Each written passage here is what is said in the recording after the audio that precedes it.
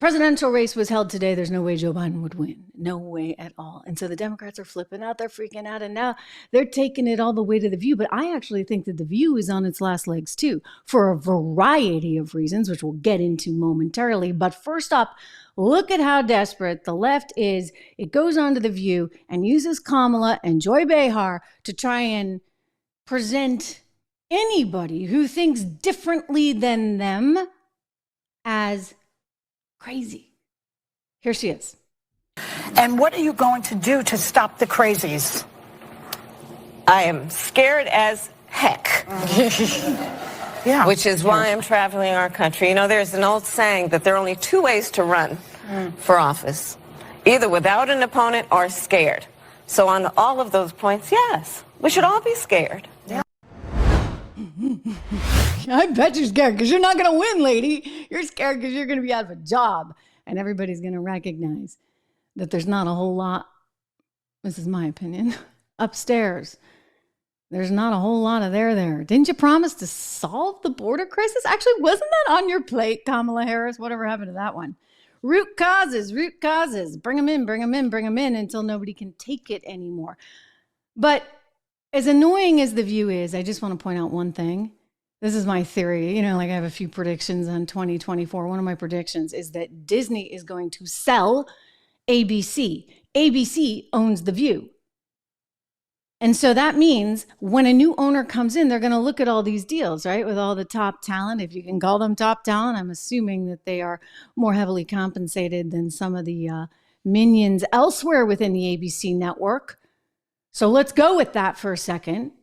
Assuming that The View ladies get more money than some of the other people. If I'm the new owner that comes in, and there will be a new owner, Bob Iger said as much last summer that he is trying to sell all these assets. And according to my reporting, one of the suitors that they have talked to is actually Nexstar. Whether or not that deal happens, we'll see. But whether it's Nexstar or whether it's a private equity company that's cutting corners and, you know, trimming costs and looking for dimes and pennies in the couch cushions, that means those big salary days are over. Which hopefully means you won't have to watch that show anymore. That's where I'm going, right? I don't think that, or if you do have to watch it, it may be a different kind of show, a show that hopefully doesn't have such egregious commentary from the likes of Whoopi and Joy. I mean, were they always like that? Like, did Ted Danson have to deal with that back in the day? I don't know what's happened to them or why they're like that, but it's that TDS on steroids, I guess. You know what TDS is, right? Trump derangement syndrome.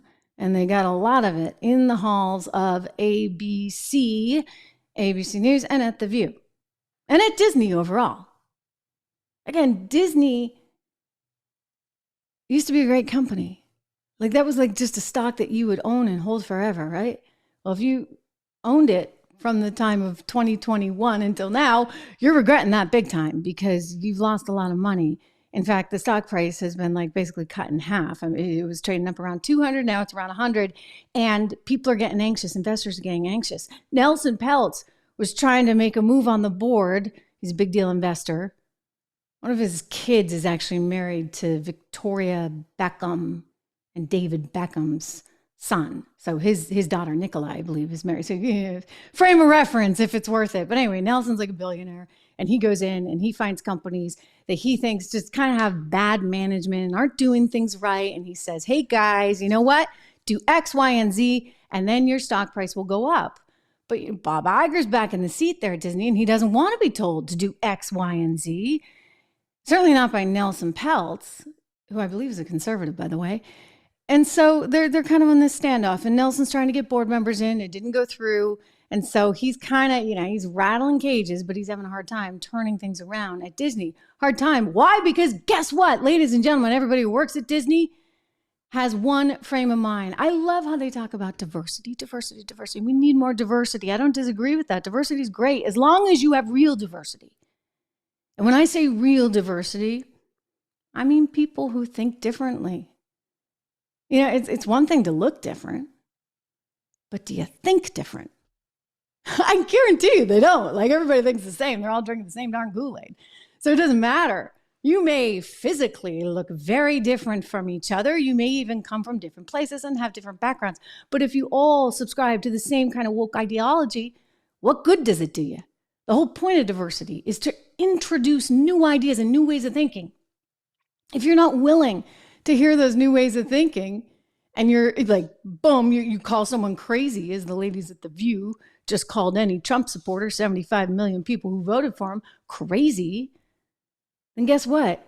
You won't allow diversity to flourish.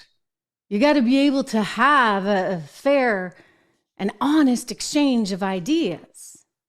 You also have to recognize that you got to pay the bills.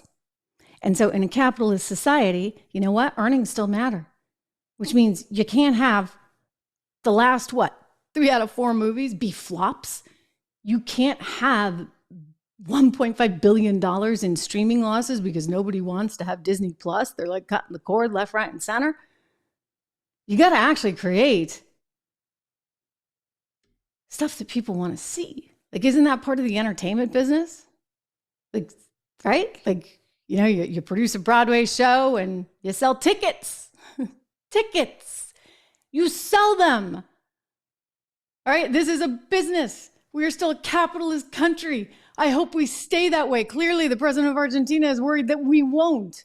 And he's seen that movie before. So Disney, remember that your job is to make money. And in order to make money, you have to create products that people actually want to see. I mean, Bud Light, Anheuser-Busch, AB InBev, they kind of learned that one the hard way, didn't they?